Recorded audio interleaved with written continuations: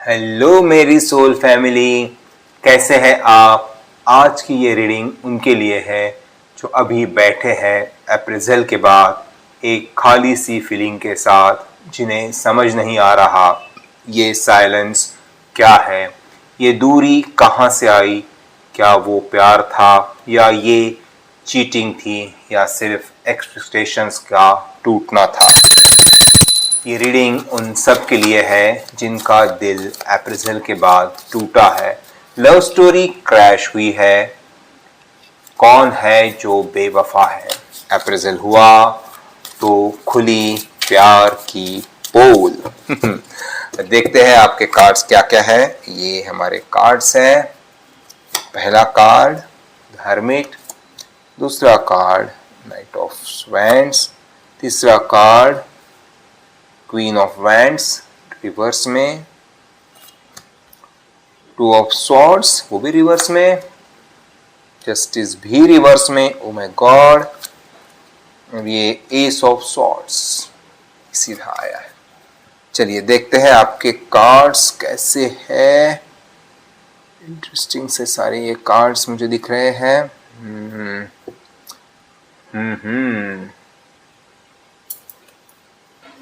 ये सारे कार्ड्स हैं। ये कार्ड टू ऑफ सॉर्ड्स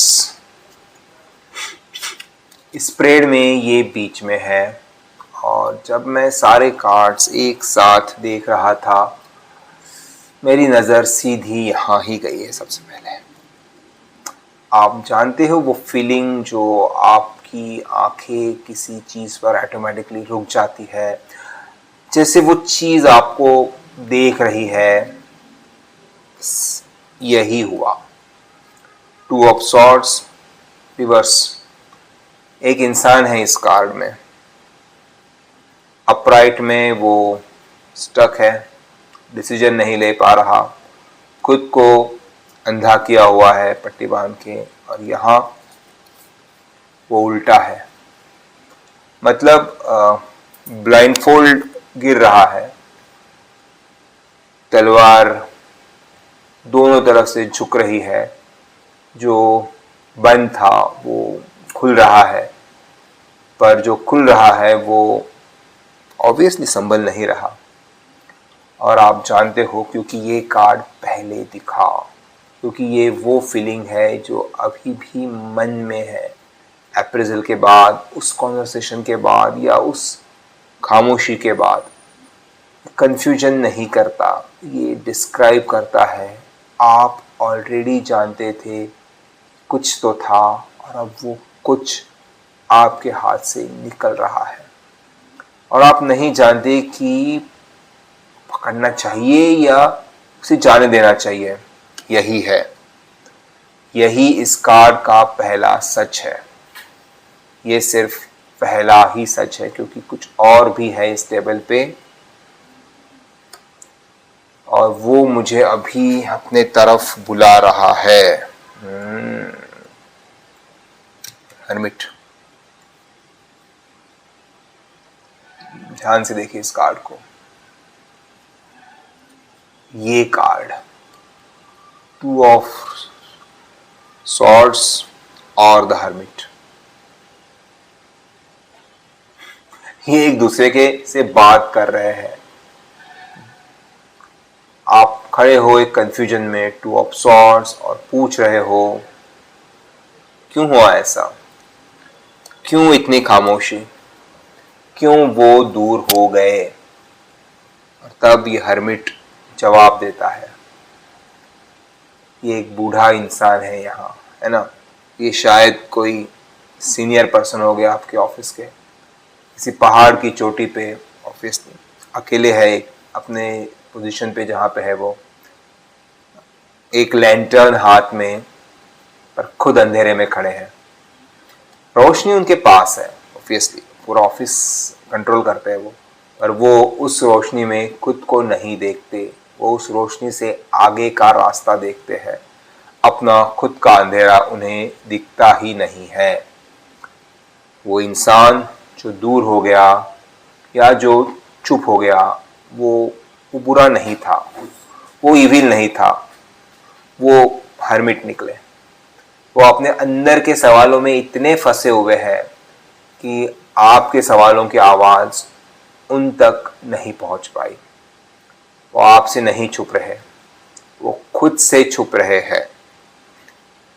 और अगर ये सच में ऑफिस में अगर सीनियर पोजीशन है, बॉस की पोजीशन है, अगर ये 40s में है या 50s में है, अर्ली 40s में, अर्ली 40s में या अर्ली 50s में, लेट 40s में, तो उनका शादी है, पत्नी है होगी, बीवी बच्चे घर में है, ऑब्वियसली उसके बाद अगर वो आपके पास आए हैं या आप उनके पास खींचे गए हो और अब अप्रेजल का टाइम हो रहा है और अप्रेजल के बाद कुछ ऐसा अप्रेजल हुआ है कि जो आप दोनों को ही ज़रा गड़बड़ लग रहा है, वो अपने आप से ही छुपेंगे, है ना। तो आपको जो साइलेंस मिला वो रिजेक्शन नहीं था, वो अब्सेंस था, एक ऐसी जगह से जो ऑलरेडी खुद से एब्सेंट थी। हर्मिट्स बॉसेस हमेशा अकेले रहते हैं, पर एक चीज़ ज़रूर है, उसके हाथ में लैंटर्न है, मतलब रोशनी तो है, क्लैरिटी आ सकती है, पर वो रोशनी अंदर से आएगी, बाहरी प्रेशर से नहीं। आपका पुश वो काम नहीं करेगा, आपकी आवाज़ वो तब सुनाई देगी जब वो रेडी होगे। अभी वो पहाड़ पे है, बेसिकली अकेले है, अपना ही रास्ता ढूंढ रहे हैं। और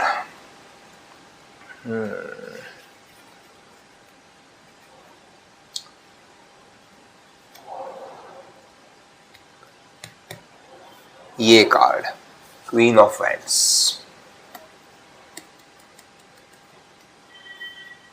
हर्मिट के बाद क्वीन ऑफ वैंड्स, पर ये भी रिवर्स है ना। जब क्वीन ऑफ वैंड्स सीधी होती है, अपराइट, बहुत इंटरेस्टिंग कार्ड होता है ये, है ना। जब ये सीधा होता है तो ये सब कुछ होती है, करिश्मेटिक होती है, कॉन्फिडेंट होती है, रूम में आती है तो एनर्जी बदल जाती है, वो जानते हैं वो चाहते क्या है, वो जानते हैं उनका असर क्या है।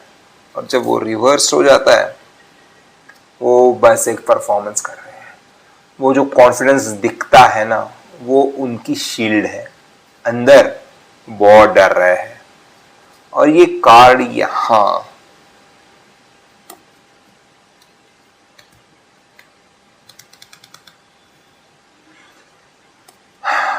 उन्होंने अज्यूम किया कि आप जानते हो कि ये क्या था, कि ये कहां तक जाता, कि इस सब की लिमिट्स कहां तक थी।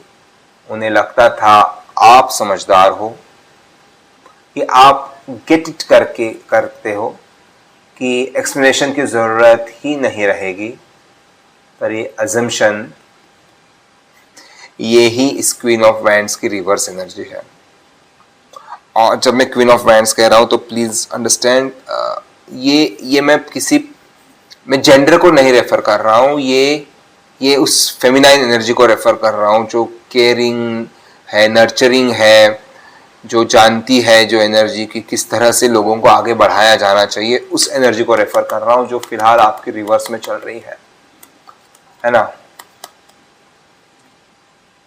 वो जितना अपने को कॉन्फिडेंस दिखा रहे थे, या आपने ही सोचा कि वो सब प्लान करके चल रहे हैं, वो जानते थी कि क्या हो रहा है और वो भी परफॉर्म ही कर रहे थे उस पर पूरे इस चीज़ को। और जब कोई परफॉर्म करता है कभी एक्सप्लेन नहीं कर पाता, क्योंकि एक्सप्लेन करना मतलब टूटना, और वो टूटना अफोर्ड नहीं कर सकते थे। अगर वो ऑफिस के सीनियर है तो आप सोच लीजिए, वो आके आपसे कुछ कह रहे हैं, इजहार कर रहे हैं। मैंने पहले ही बात की थी फैमिली की, घर की, सारा प्रेशर है उनके ऊपर, बहुत भयंकर तरीके से सारी चीज़ें फट जाती। तो ये एस ऑफ स्वॉर्ड भी है यहाँ पे। ये कार्ड बहुत इंपॉर्टेंट है ना। क्वीन ऑफ वैंड्स जो छुपा रही थी, एस ऑफ स्वॉर्ड्स जानता है कि वो क्या है और वो सब सच जानता है, पर इसके लिए हम आएंगे इसके ऊपर, अभी नहीं, क्योंकि पहले एक और चीज है हमारे यहाँ पे, वो है हमारा नाइट ऑफ वैंड्स। ये भी एक इंटरेस्टिंग कार्ड है। ये वो एनर्जी है जो इसकी पूरी कहानी का इंजन है। नाइट ऑफ वैंड्स फायर है, बेसिकली मोमेंटम है। वो आते हैं फास्ट, एक्साइटिंग, मैग्नेटिक। वो प्रोजेक्ट में इन्वेस्ट होते हैं, वो आइडिया में इन्वेस्ट होते हैं, वो इंसान में भी इन्वेस्ट ही होते हैं रियल में, उस वक्त बिल्कुल रियल में। पर नाइट्स कभी रुकते नहीं हैं, उनका काम ही नहीं होता रुकना। तो जो कनेक्शन बना वो बना, जो वार्मथ थी वो थी, जो अटेंशन था वो भी था, और फिर नाइट्स आगे निकल गए मेंटली, प्रोफेशनली, इमोशनली। नया प्रोजेक्ट, नया चैलेंज, नया मोमेंट, और पीछे आप खड़े रह गए उस कनेक्शन के साथ जो आपके लिए अभी भी सच में है, एग्जिस्ट करता है। क्यों नहीं बोला गया? क्योंकि नाइट्स ऑफ वैंड्स को रुकने के बाद क्या कहना है ये पता नहीं होता। वो फायर है, फायर एक्सप्लेन नहीं करती, फायर जलती है, धधकती है और फिर बुझ जाती है। और इस कार्ड का एक और डायमेंशन है, अगर आप वो जूनियर हो जिसने अपने बॉस का की अटेंशन में कुछ रियल फील किया, तो ये नाइट आप भी हो सकते हो।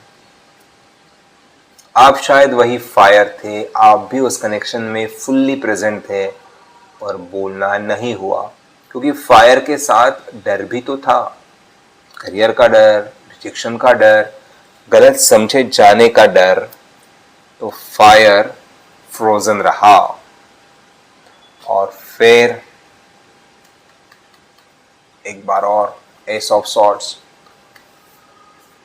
वो यहां भी था, घूम रहा है इस पूरी स्टोरी में।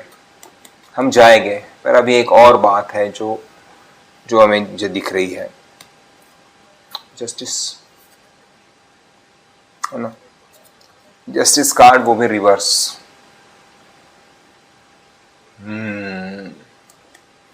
यहां आपको थोड़ा रुकना होगा, थोड़ी देर के लिए, सिर्फ इसको फील करने के लिए।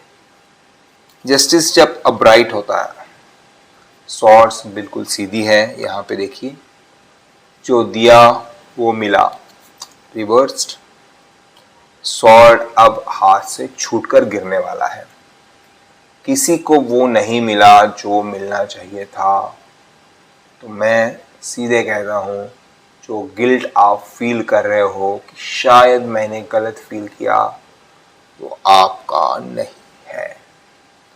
जो शेम है कि मैं नाइव था, नाइव थी, वो आपका नहीं है। जो सेल्फ डाउट है, मुझे पता होना चाहिए था, वो आपका नहीं है। कुछ आपका नहीं है। एक ऐसे डायनामिक था जहां एक तरफ पावर थी, करियर कंट्रोल था, अप्रूवल था, और दूसरी तरफ नीड थी, वल्नरेबिलिटी थी, सीखने की इच्छा थी। ये इक्वल प्लेइंग फील्ड नहीं था, कभी नहीं था। और जो चीज़ इक्वल नहीं होती, उसमें जो भी होता है वो इक्वल जिम्मेदारी भी नहीं आप कह सकते। जस्टिस रिवर्स ये कह रहा है, सिस्टम ने आपके साथ इंसाफ नहीं किया, ऑब्वियस नहीं किया। सिचुएशन ने आपके साथ इंसाफ नहीं किया, अप्रेजल नहीं मिला, या आपकी काबिलियत का प्रूफ नहीं है। वो दूर हो गए, ये आपकी वर्थ का प्रूफ नहीं है। ये एक फॉल्टी स्केल था और फॉल्टी स्केल पे आपका वजन मत लो। बहुत इंपॉर्टेंट बात है ये। और अगर आप सीनियर हो और ये रीडिंग आपके साथ रिजोनेट कर रही है तो जस्टिस रिवर्स आपसे भी कुछ कह रहा है। ये नहीं कि आप बुरे हो, बिल्कुल नहीं। ये भी नहीं कि हाँ, ये है कि जो आपका अटेंशन किसी पे जाता है तब आप उनके करियर के गेटकीपर भी हो। वो अटेंशन सिर्फ अटेंशन नहीं रहता, वो बहुत बड़ा वेट बन जाता है, वजन बन जाता है। और ये वेट आपने उन पे शायद डाला, जाने या अनजाने, और आप जानते हो आप जो करो वो ऑब्वियसली आपकी जिम्मेदारी है। और अब ये कार्ड एस ऑफ सॉर्ड है ना, ये शुरुआत से ही हमारा सब कार्ड्स में यही घूम रहा है मेरा। बार बार मैं आज इस बार एस ऑफ सॉर्ड्स पे आ रहा हूँ। हाँ, जब मैंने क्वीन ऑफ वैंड्स देखा, एस ऑफ सॉर्ड दिखा, जब नाइट ऑफ वैंड्स दिखा, एस ऑफ सॉर्ड्स दिखा, ये पूरी रीडिंग में एक थ्रेड की तरह हर जगह, क्योंकि एस ऑफ सॉर्ड्स ये सॉल्यूशन नहीं है, ये वो चीज़ है जो पूरी कहानी में पहले से एग्जिस्ट करती है। सच, ट्रुथ, एब्सोल्यूट ट्रुथ।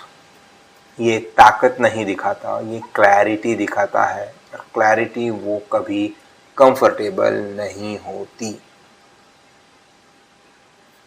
पर वो होती ज़रूर है। इस पूरी स्टोरी में एस ऑफ सॉर्ड्स बार बार इसलिए आया क्योंकि हर कार्ड में एक सच था जो दिखना चाहता था। द हर्मिट में सच था कि वो खुद से अपसेंट है, आपसे नहीं। वो ऑब्वियसली फैमिली यदि सब देखेंगे तो हुआ ही उनका। क्वीन ऑफ वैंड्स में सच था कि वो परफॉर्म कर रहे हैं, रियल कनेक्शन नहीं है। नाइट ऑफ वैंड्स में सच था कि वो फायर रियल था, पर फायर स्टेबल नहीं होते। जस्टिस में सच था, है ना, कि ये बोझ आपका नहीं था, बिल्कुल नहीं था। और टू ऑफ सॉर्ड्स में जो पहले दिखा था वहाँ भी एक सच था कि ब्लाइंड फोल्ड गिर रहा है, कि अब आप देख सकते हो कि ये मोमेंट कंफ्यूजन का नहीं है, ये मोमेंट चॉइस का है। तो एस ऑफ सॉर्ड्स का गाइडेंस क्या है? सबसे पहला, अपने आप के साथ सच बोलो। कोई जस्टिफाई करना नहीं है, कोई एक्सप्लेनेशन करना नहीं है, सीधा ये हुआ, ये फील हुआ, ये मुझे हर्ट किया, बस इतना ही। दूसरा, अगर कॉन्वर्सेशन ज़रूरी लगती है, एस ऑफ सॉर्ड्स कहता है करो। क्लियर, डायरेक्ट, बिना ड्रामा के, सिर्फ जो सच है इम्पोर्टेंट है। और अगर कॉन्वर्सेशन सेफ नहीं, अगर करियर रिस्क में है, अगर वो रेडी नहीं है, तो एस ऑफ सॉर्ड्स का दूसरा काम याद कीजिए, सॉर्ड्स काटते भी है। जो आपका नहीं था उसे जाने दो, अपने लाइफ से उसे पूरी तरह से काट डालो, हटा दो। जो आपका था वो अभी भी आपका ही है। आपकी स्किल्स, आपकी वर्थ, आपकी क्लैरिटी वो अप्रेजल के साथ नहीं आई, वो अप्रेजल के साथ नहीं जाएगी। अगर ये रीडिंग आपके साथ कहीं भी थोड़ा सा भी, कभी भी, कोई भी इसमें रिजोनेट होती है तो वो चीज़ वो आपका जवाब है। अपना ख्याल रखिए, याद रखिए, कार्ड्स केवल रास्ता दिखाते हैं, उन पर चलना नहीं चलना आपके ऊपर है। और हम मिलते हैं हमारी अगली रीडिंग में।